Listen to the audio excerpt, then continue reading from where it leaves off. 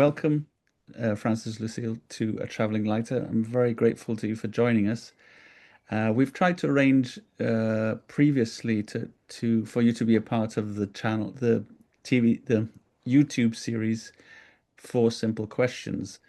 Um, I tried to bring you together with Donald Hoffman, if you remember, during the COVID, and I see that you've already spoken with Donald online, which is a really fantastic conversation.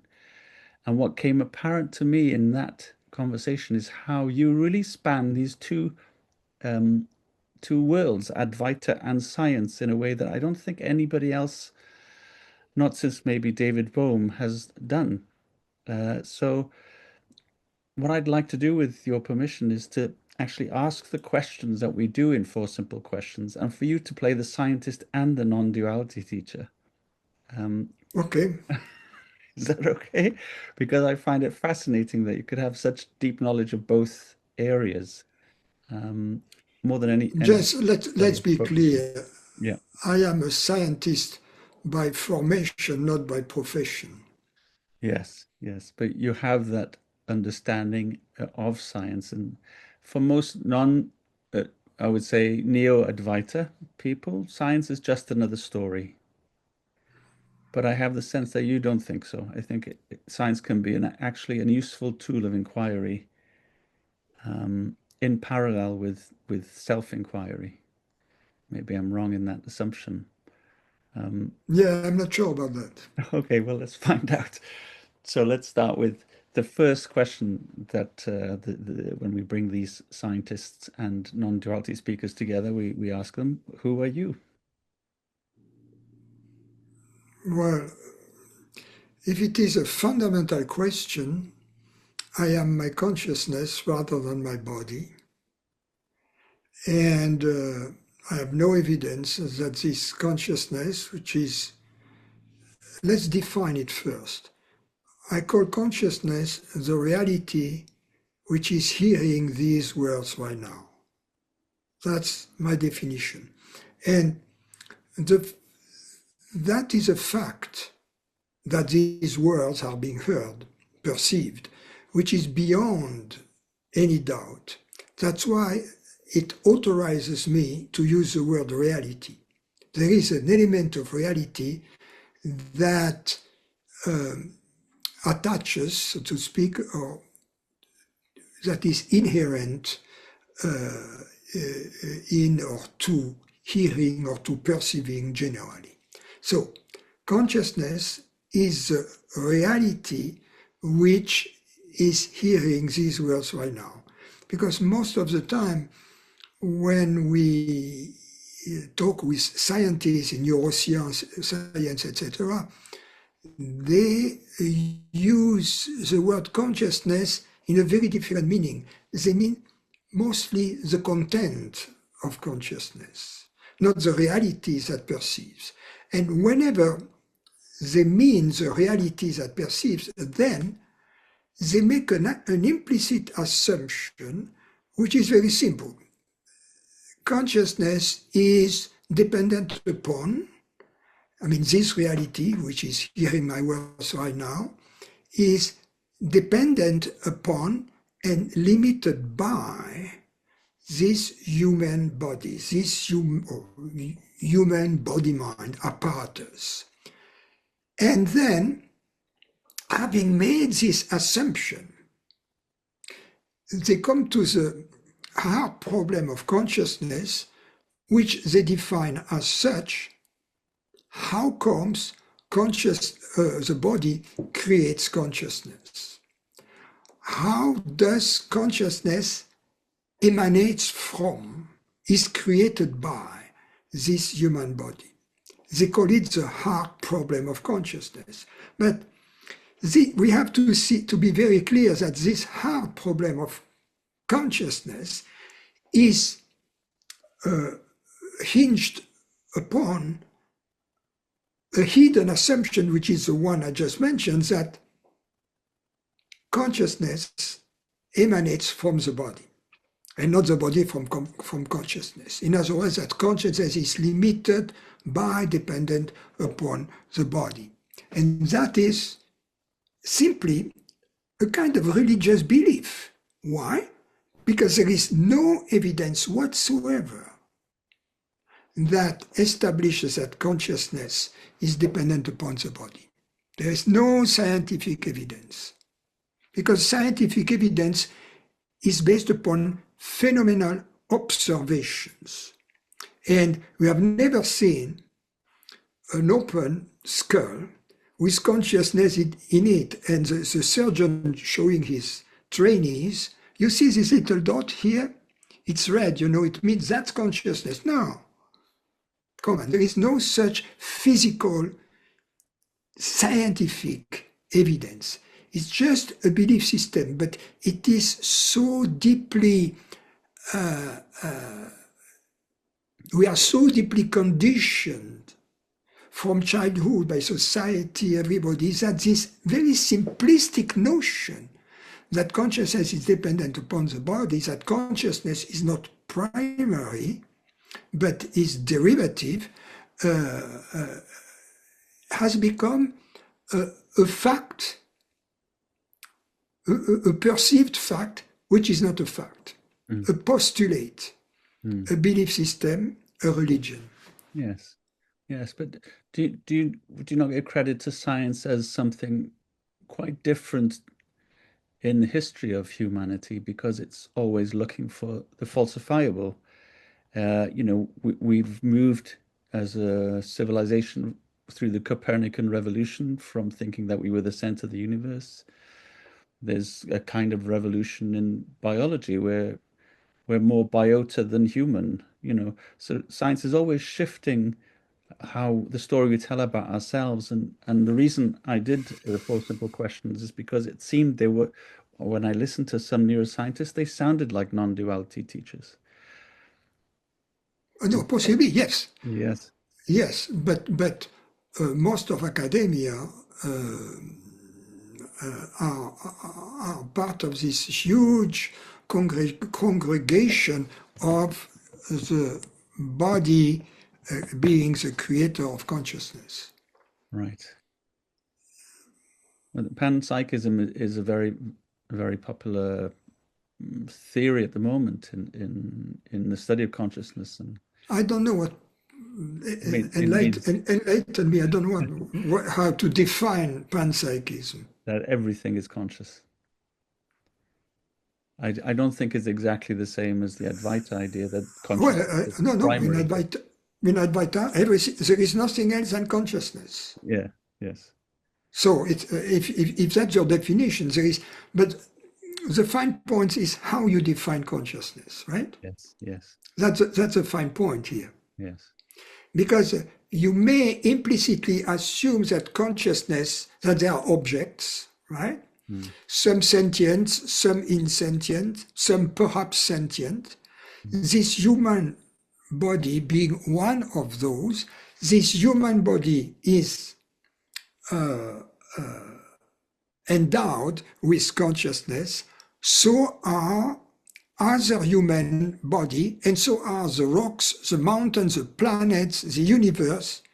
That is a different form of panpsychism, because it posits that there is a multiplicity of objects, and that the world is comprised of, is the sum, is the set of all these objects, each of them being sentient. So if that's the definition of panpsychism, which accepts that there are objects, that there are different objects, that's not Advaita, because in Advaita, there is only one reality. That's the thing. Non-duality means not two. There is only one reality, and that this reality, we experience it as consciousness. So that in the panpsychism is implied the separation still. So the multiplicity. Yes. So I mean, as I'm saying, we have to be careful, because there might be panpsychists that says yes. Yes. the, I was clambering over rocks on a beach once, and I looked into a tiny rock pool, and there was this, I don't know what it was, some kind of transparent anemone, but it had eyes, and those eyes turned towards me, and I felt it was the same consciousness. But if I spoke, it wouldn't hear me. So is that the same consciousness we're talking about? I mean, obviously it is because it's in everything, but I felt seen, and I was seeing it in that moment. This very simple You know, organism. everything, for me, everything we see Mm, is consciousness, is made out of consciousness, exists in consciousness. mm, So that includes space and time. Space and time are made out of consciousness.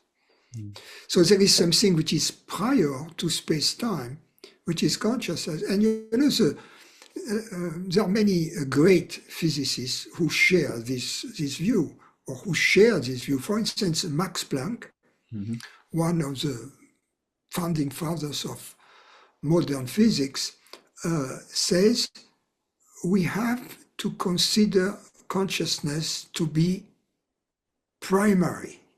mm, Uh, and I don't know, how do we say?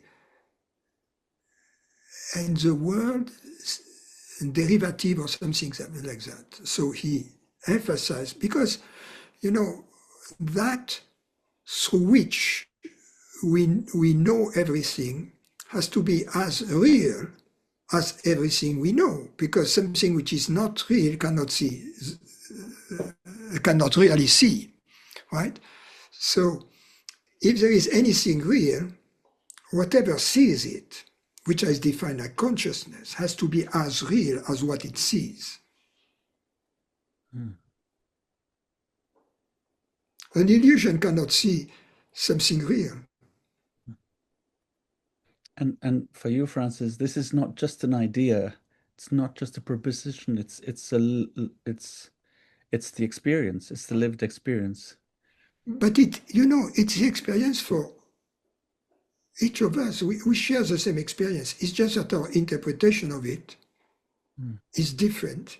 And this uh, misinterpretation of our experience with some kind of feedback loop then changes our experience and is a party pooper of our experience. So there is just this misinterpretation. And by the way, you see, from the vantage point of a scientist, we have implicitly agreed that there is one reality. Just we call it nature. But implicitly, most scientists, or at least most, you know, I mean, let's say most scientists implicitly would agree to that there is only one reality, we call it nature, the laws of which we study in science. And so already it's a very good first step towards non-duality, because there is something in common. There is only one reality for us. And for scientists, there is nature, right? And the difference is regarding the instruments and the way we approach and experience this reality. In Advaita, we experience it directly. In science, we experience it indirectly via observations, or, well, as we say in physics, measurements.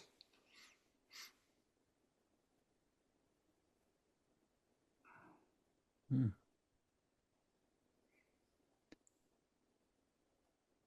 So the second question in the four simple questions, and I suspect the answer is the same to who are you? What is this?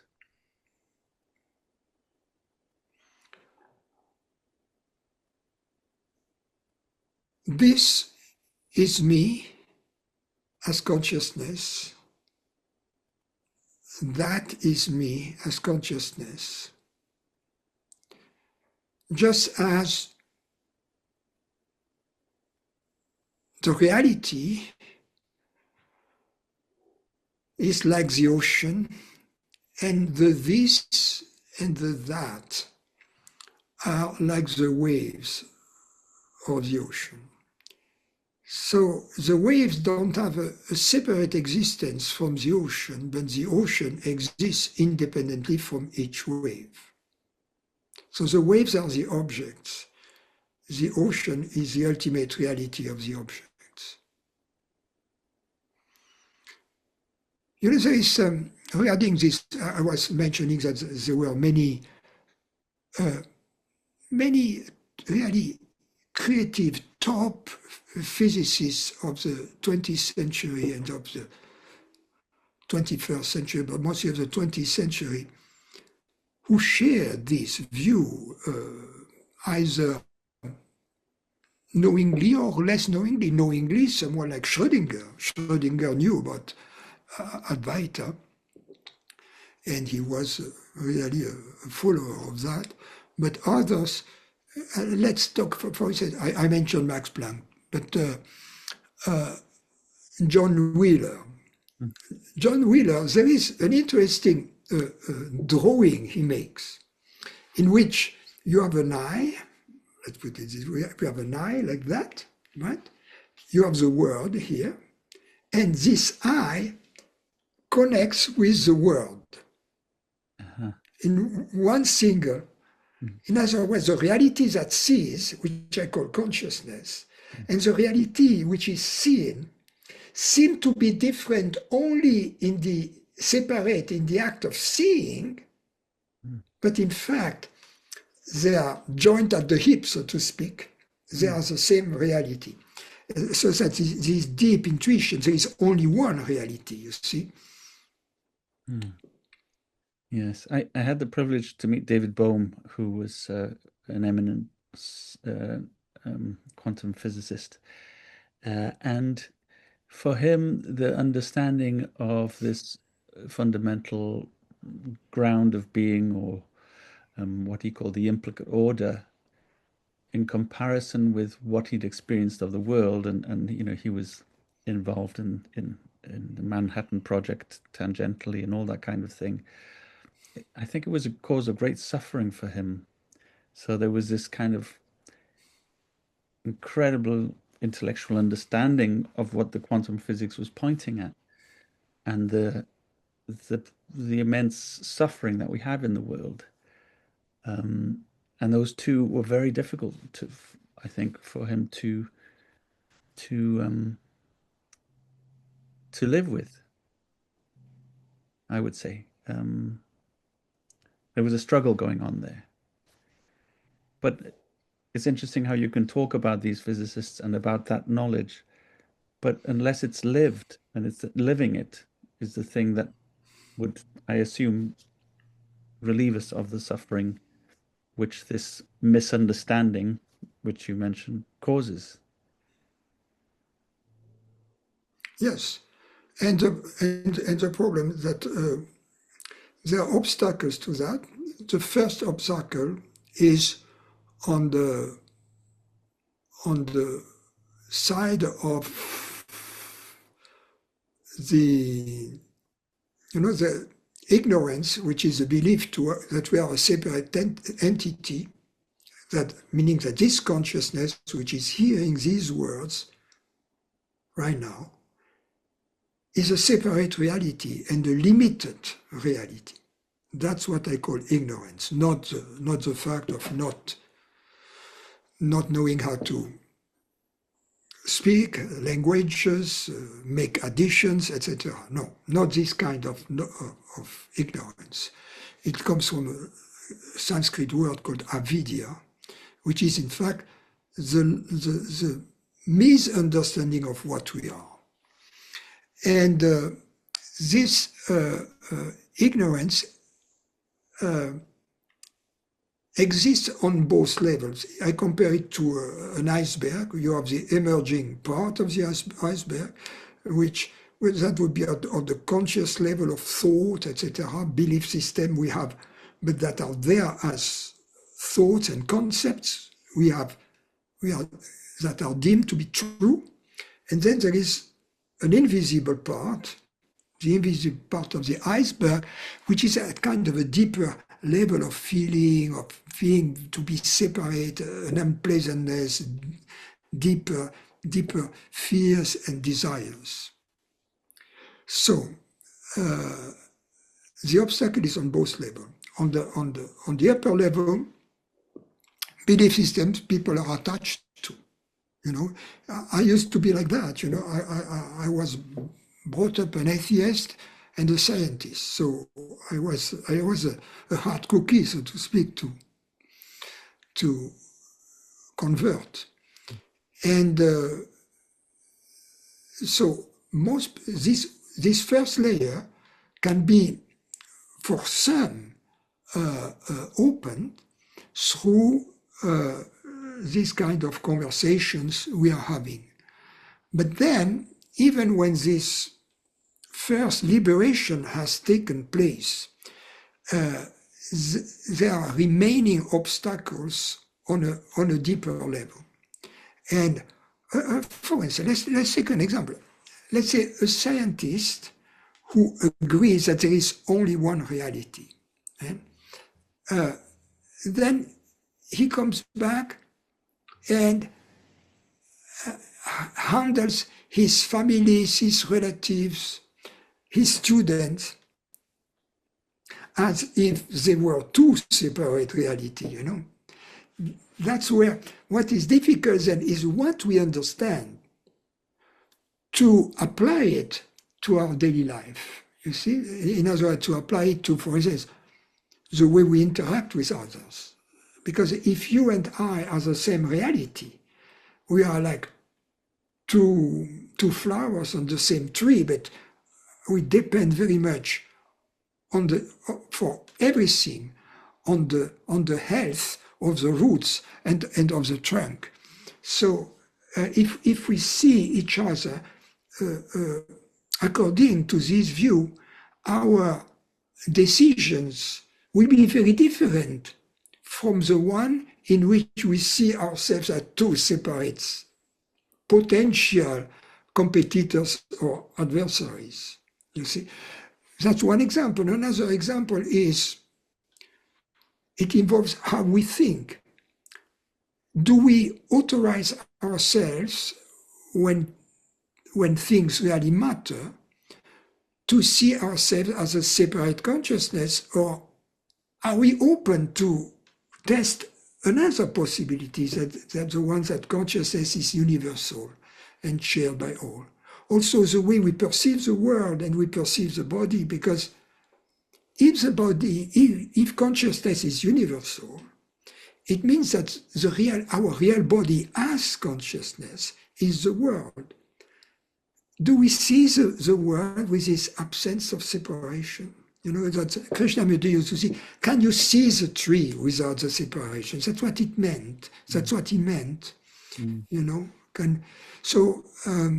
yes, the obstacle, when you say, yes, not everybody who understands, it's a laziness, a reactivity, a fear that prevents us to apply it in our daily life. Coming back to that question, do you think science has any role in shifting or enlightening this human race of this illusion, or is it not that domain? It needs to happen in another domain through practice or through.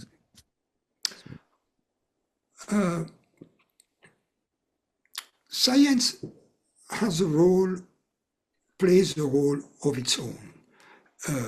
It's useful, it's dangerous also, as we know. So it's both useful and dangerous, and it's a tool, and it depends of what use men are making of it. Unfortunately, they tend to misuse it, but that's a different story. But because the scope of science is limited to phenomena and not to the reality that perceives phenomena, because this reality always escapes and will always escape the phenomenal investigations. That places what I am talking about into a very different category, which is the category of the real category of philosophy. I'm not talking about modern philosophy, which is different in most cases, a caricature of philosophy. But the goal of philosophy is, through the knowledge of our own reality, which is called ontology, and ontology takes us beyond the physical world, that's called metaphysics, beyond nature, that which is beyond nature, and creates it to the knowledge of what we are. You know, that's gnotis theoton, know yourself, that was on the fronton of the temple in Delphi, you know, the Apollo temple. So that's a perennial philosophy. It has always existed because sages, people who had access to this knowledge, have always existed, you know. So this is a real philosophy, and this investigation, this inquiry, this understanding belongs to the category of philosophy. And the goal of philosophy, for instance, Jacques Maritain, a French philosopher of the 20th century, defines it as the goal of philosophy is to liberate ourselves from the fear of death through the use of reason. Reason implies facts, experimentation, right? Experimentation. And so that's what this approach has in common with science. It's not based upon beliefs. It's based upon a different kind of experience that we could call the noumenal experience, the experience of consciousness by consciousness.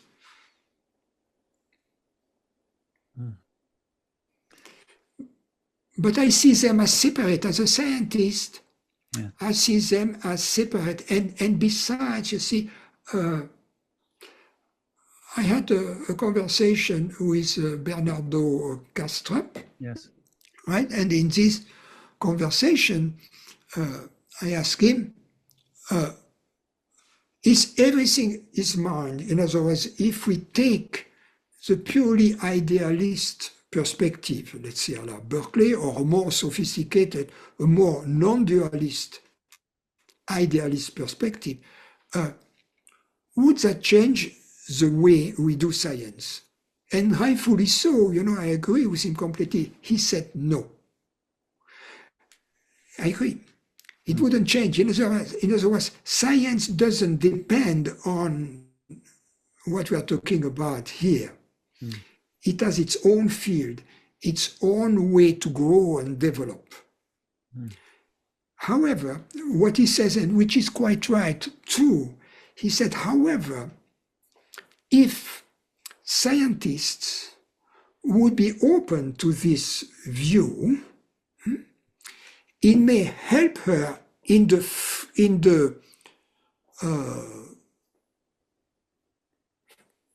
the parameters of the science, which is phenomena, the study of phenomena.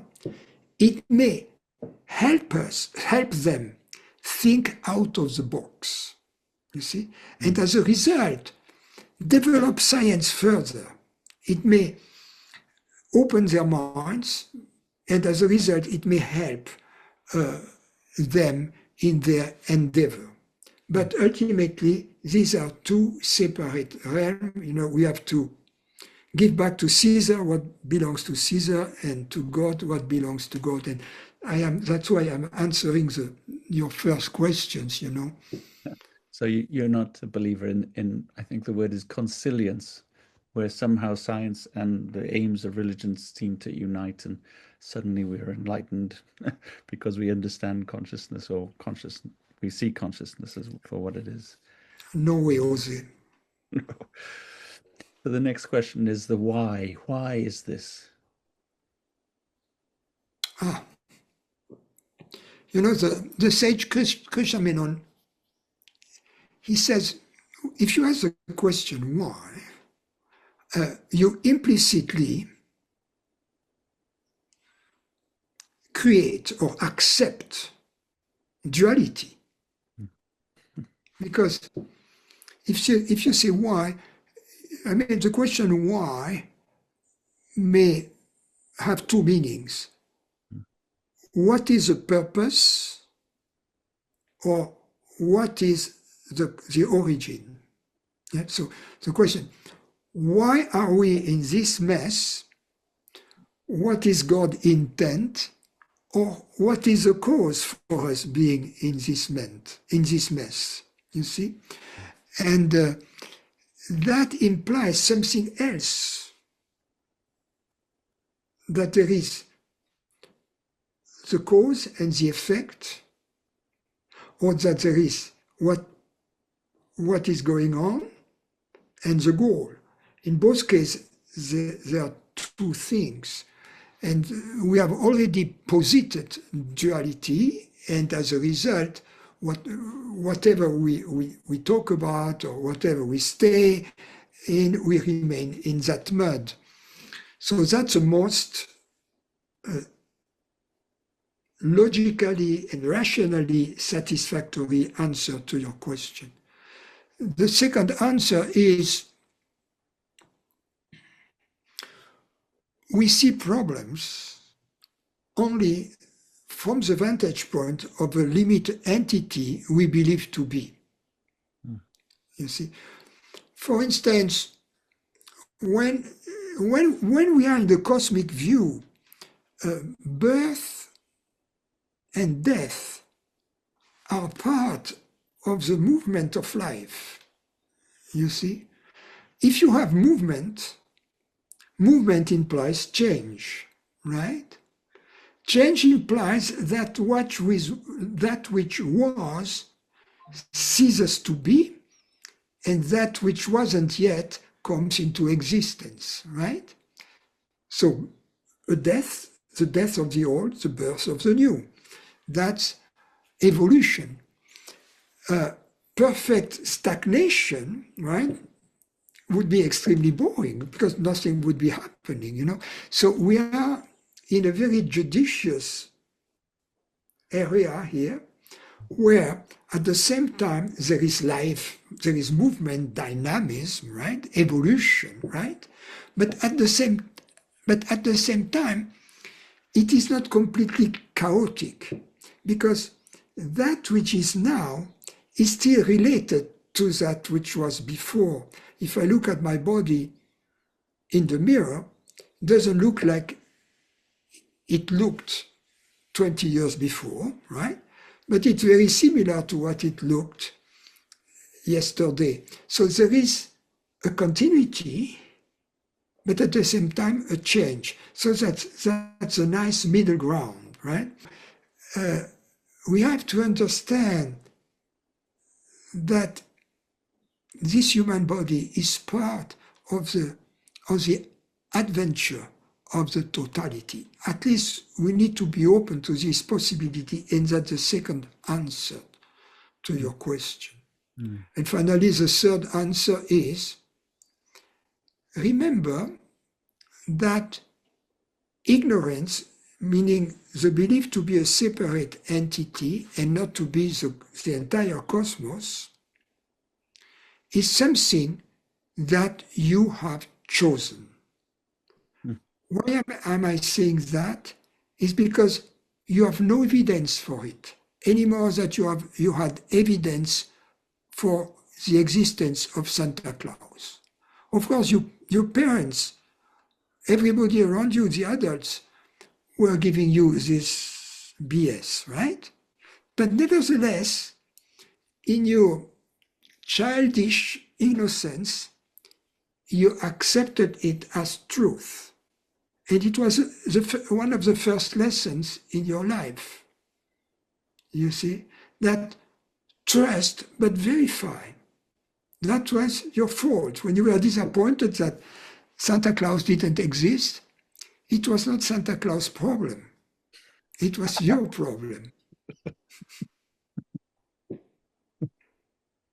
And it's interesting you use the word choice there, that it was chosen, because often in this talking about non-duality, they talk about there's this contradiction that, that no, there's no choices made. But There is no choice from the vantage point of a separate entity. There is only the illusion of free will, albeit of a limited freedom. From the vantage point of the totality, in fact, that which chooses the weather chooses the thoughts. And that is completely free, and whatever appears emanates out of this universal freedom and creativity. So there is freedom and there isn't. yes. As a separate entity, there isn't. As a universe, there is. Yes.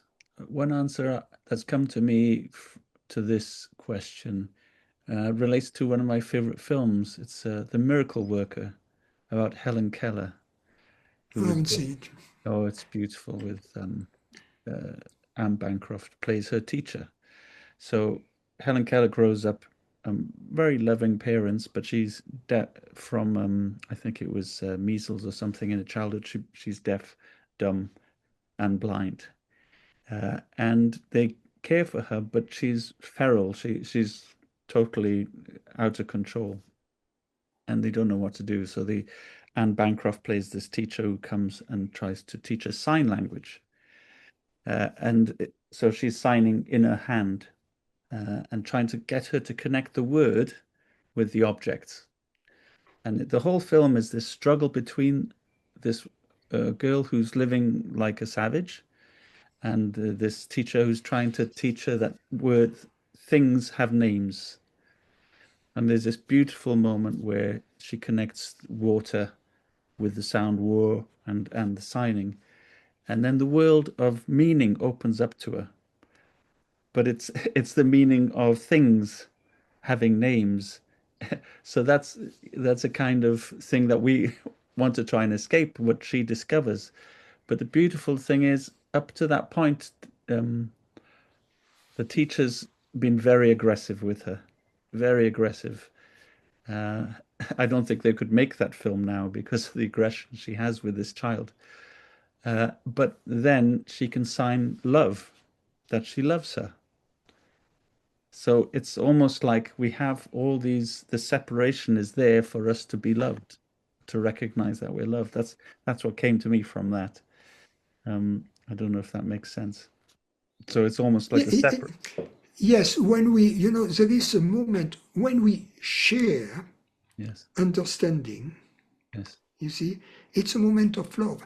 That's why even teaching mass or whatever, the joy, the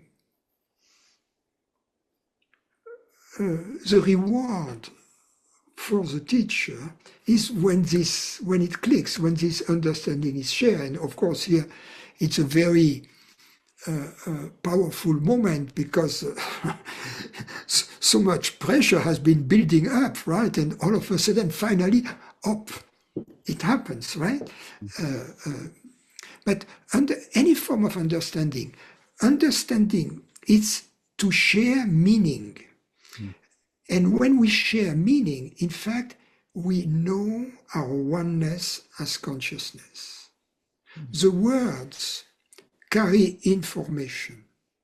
But when the words are understood, there is a spark of meaning, you know, and then meaning happens in consciousness. Meaning doesn't happen in the body. Meaning, understanding.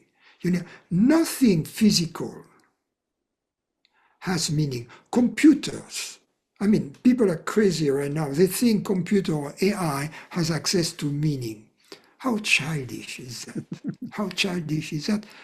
When a computer, for instance, cannot even calculate a simple functions, there are simple functions, applications, mappings of the set of natural number, 1, 2, 3, 4, 5, etc., onto the set of 0, 1. For instance, one application is that to each even number, we assign the number 0.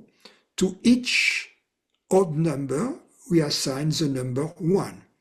That's an example of application of n, the natural numbers, onto these two numbers, a set of two numbers. This one, of course, can be calculated by computers. But there are other applications like that are not computables. But we human beings, we have designed these functions. We have known, we have defined them, we have found them. We have found the limitations of computing. So that which the computer cannot have access to the limitations of computers and of computing. You see, that's right. It's very good at persuading us that it's intelligent, isn't it? And that's the dangerous thing. Yes. Let's take there is the Gedanken experiment, the thought experiment of the Chinese room. In a room there is a Chinese guy who doesn't speak English or French, and you input a message in English. Let's have dinner tonight. The guy doesn't understand it, but he has all the method, all the steps to take, and access to dictionaries, French, English, English, French, right? And he takes all the steps like a computer, one by one, very slowly, but the steps of a translation application or program from a computer. He takes them, comes up with a French translation. He didn't have access or meaning at any point because he doesn't speak French or English. The French guy who inputs the message has access to meaning, and the English guy who gets it in English understands what it means. Let's have dinner together tonight, right? So on both sides, there is meaning. Between, there is information being processed and transmitted. But the computer didn't have access to information, to meaning. No. So that applies to everything. But most importantly, for those who consider in science this body just being an assembly of, let's say, quarks and gluons, of elementary particles, right? Meaning a physical object. As such, it is subjected to the laws of physics. As such, it's some kind of computer. And so if a computer doesn't have access to meaning, this physical machine, right, which they believe to be just physical, just computer-like, shouldn't have access to meaning either. And it is true. The body doesn't have access to meaning because it is consciousness which has access to meaning. And consciousness is not dependent upon the body. Consciousness is a reality of the universe. And that reality has access to meaning. The body doesn't. The body processes information from the senses, right? Presents it to consciousness like a computer.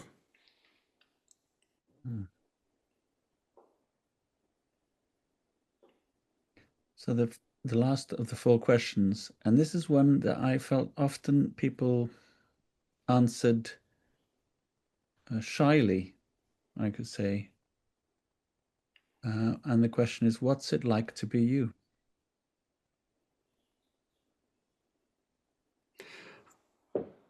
I would ask you, what is like to be you when you are consciousness and nothing else? When you don't allow yourself to feel that you are anything perceived, but you are just this transparent presence which perceives.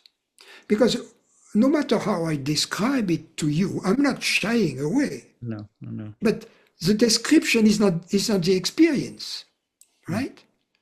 So no matter if I say, oh, it's beautiful, or if I say, yes, I can say that, I can say, the older I get, the happier I am, which is not the case for most people. And I can say also, ultimately, I have no worries. You see? So, but even that, these are just words. So the best way for me to convey that to you, the most honest way, the truest way, is to suggest to you, if you want to know how it feels to be me, just see what it feels to be you when you are only consciousness, not a body, not of the mind. When you don't, for instance, at the time, in the few moments after your birth, right? You didn't know very much about the world, about yourself, you see? So, at that moment, it really felt like to be you. And then, gradually, you forgot what it was like to be you. So, why? Because you acquire knowledge, and instead of seeing the world, the reality as it presented itself directly through the senses, you were projecting onto it your past experiences, what you had learned, the known. And it was a party pooper, it was... so the best way is to live your life in not knowing, so to speak. And what I mean is not knowing what you are, not knowing I am a man, I am a body, not knowing I'm just consciousness, I'm whatever this seeing in this moment, this hearing in this moment. I don't know what I am beyond that.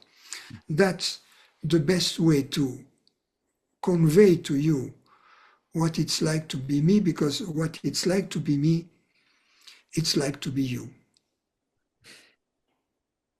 Lovely, thank you. And you, Francis, you've been sharing this communication for such a long time now, I think. And one of the comments that come up on these conversations on YouTube is, why? Why do it? What drives one to continue to share this? My answer is, why sing while taking a shower?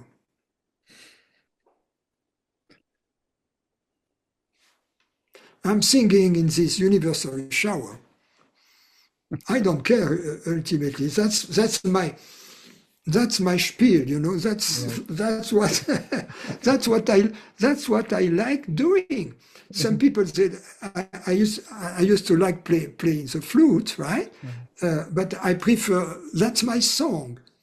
Some people they love gardening. Some people they love and they love helping others in their own ways, being a doctor, being an actor, a musician, a mother, a business person, whatever.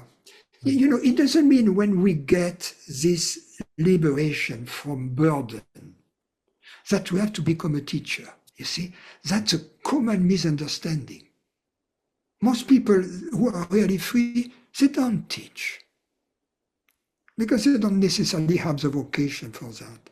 There are those who believe to be free and they start teaching because they don't know how to make a living otherwise, you know. It was not this case of this body. I paid my share, you know, of work, and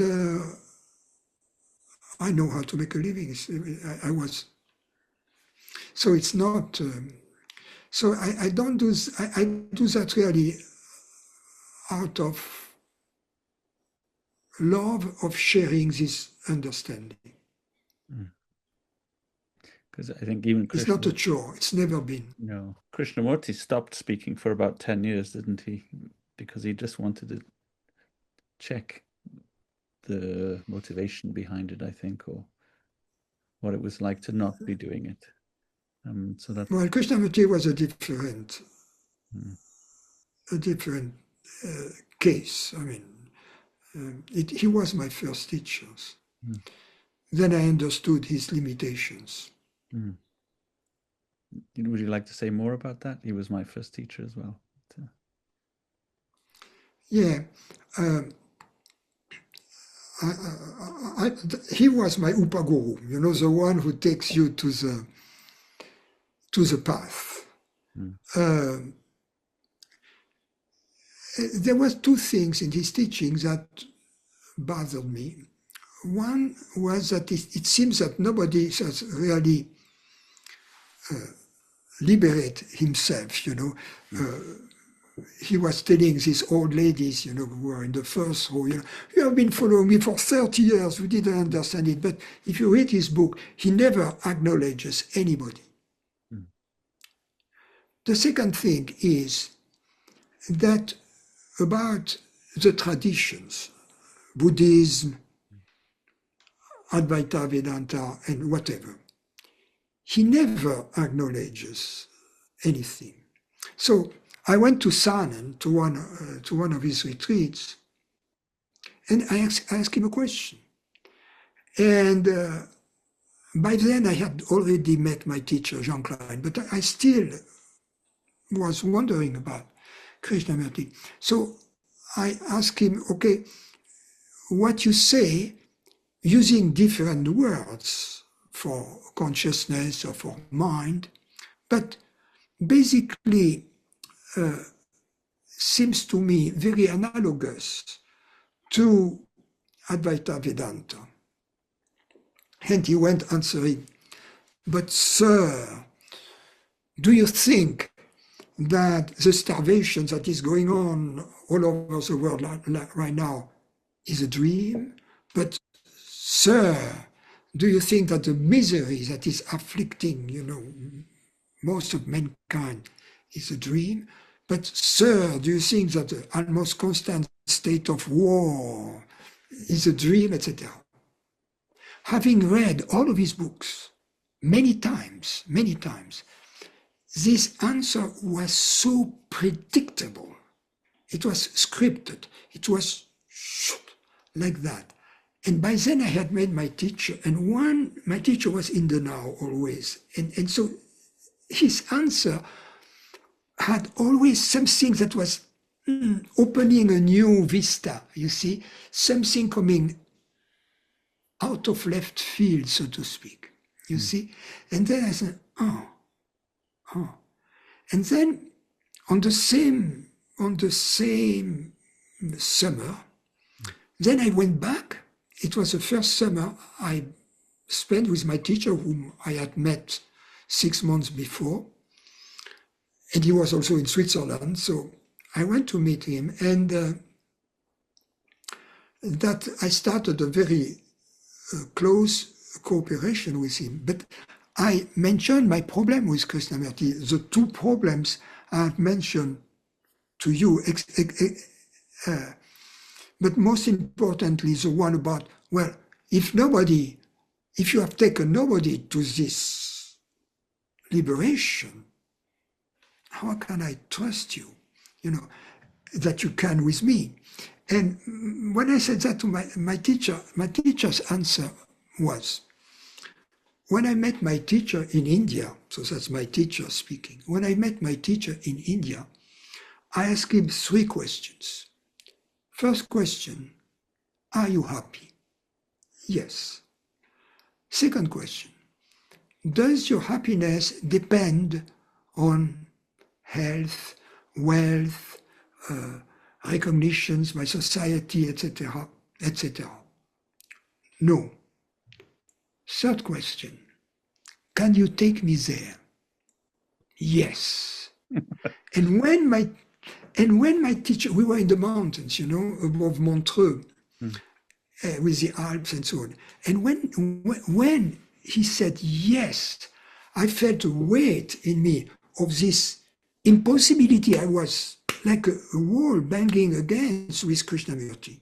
And besides, you know, the other things, my teacher was not saying, oh, I'm the only one, you know, who has that. He was saying, oh yes, of course, Buddha, Ramana Maharshi,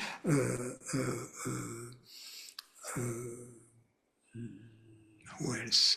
Wei, whom he knew, even current teachers in India, Anandamai, yes, they're absolutely, Gopinda in India, he was absolutely recognizing that the same truth was experienced throughout the world and throughout time by all kinds of sages, you see, and who would express it and teach it and share it differently. I have a similar experience of Krishnamurti. Yeah. And besides, you see, because you were talking about David Bohm, I saw a dialogue between David Bohm and Krishnamurti, and you know, I felt that they were not on an equal footing. You see what I mean? I felt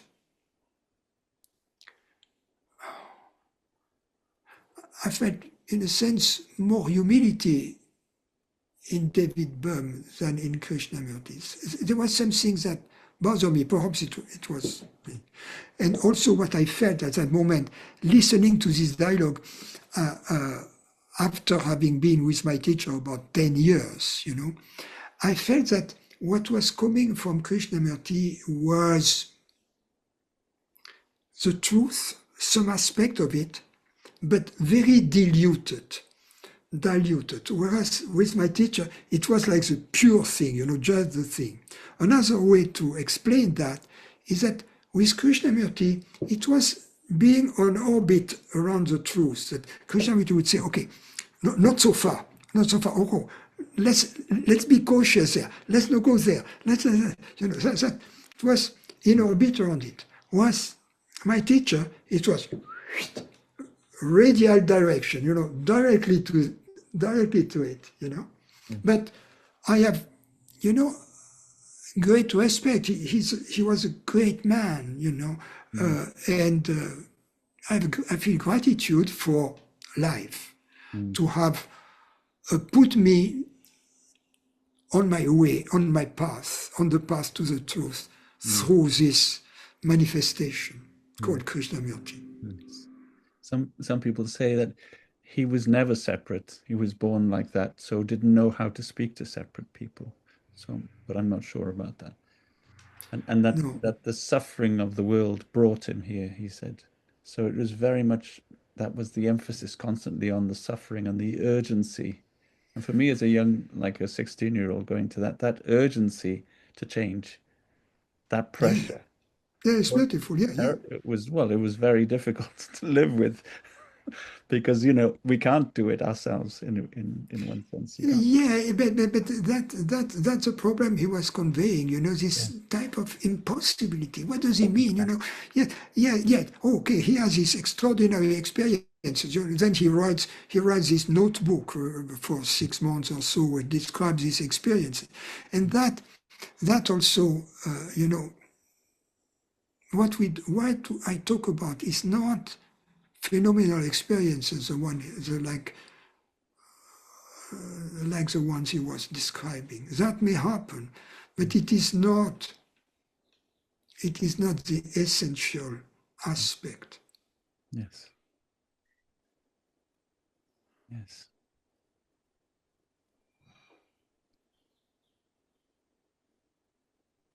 So Olya has been sitting there very patiently. I wonder if you have any questions for Francis. If we have time. Yeah. Is that right? Maybe in the middle of our meeting, I want to ask, are you happy? But now I understand that it is not so good question. You use the word conscious. It's a very good question, but already answered. Yes, I understand. Yeah, so you use the word consciousness many times today. And I want to ask you, what is the difference between consciousness and awareness and mindfulness? Is these words a synonym for you, or you feel some difference? Consciousness and awareness for me are synonyms, because in French or in Spanish or in Italian, we don't have the luxury of two words. And really, perhaps that people see awareness as a state. In other words, we can be aware and not aware. So if they mean awareness as a state, now it's different from consciousness. I see consciousness as a constant reality, because I see it as a reality which is hearing my words right now, right? And that's why I define it, so that we don't go into consciousness versus awareness versus mindfulness.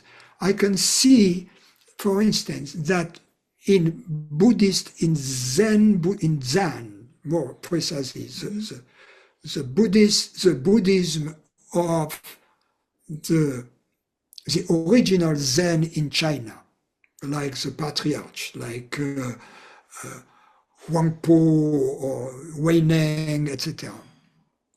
They use the translators use the word mind.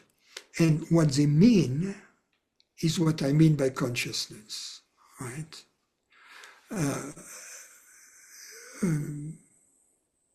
So there is often a question of translation. So if mindfulness means the reality which is hearing these words right now, that's the same as consciousness for me. If mindfulness means a practice with an effort, oh, that's absolutely not what I mean by consciousness. If mindfulness means a state we go in and out of,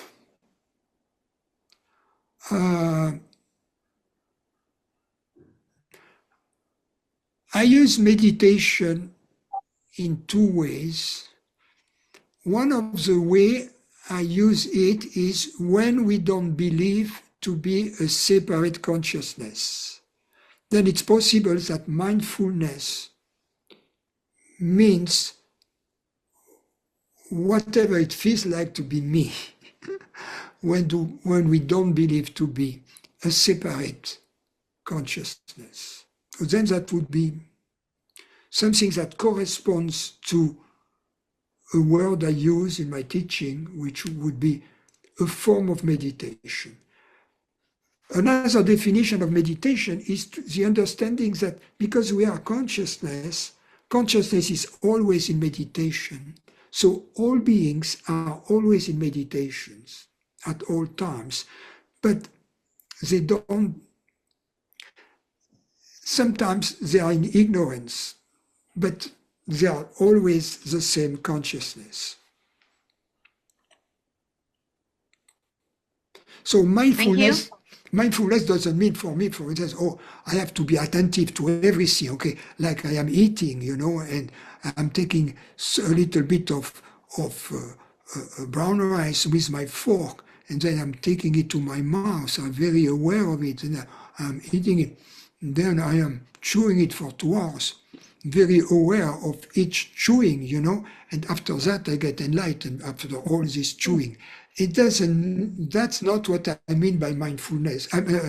That's not what I mean by consciousness. Yes. Yes.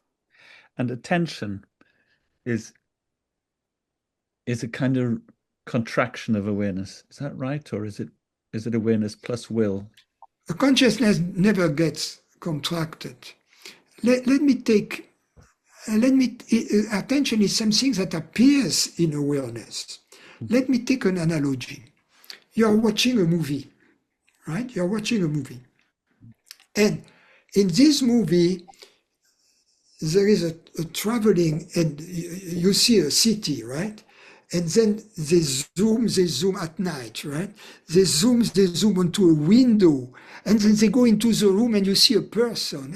So it's focusing, right? Focusing, okay? But you are watching the movie. You are not focusing. You see? You are not moving with your attention. So in this analogy, the focusing, the movement of attention, correspond to, it is in the movie. In other words, it is part of that which happens in awareness or in consciousness, right? But it is not consciousness that focuses. Focusing the attention, it's an event that is happening in the field of awareness, in the movie, just as something else may happen, an accident is happening, everything is happening within the infinite field of consciousness. So consciousness never focuses. I've really enjoyed listening to you sing in the shower, Francis, this last hour. It's been joyful, and I'm very grateful for your time. I don't want to Thank take you for having me, Juan. All right. I hope we meet again. Good. Thank you. Okay. Thank you.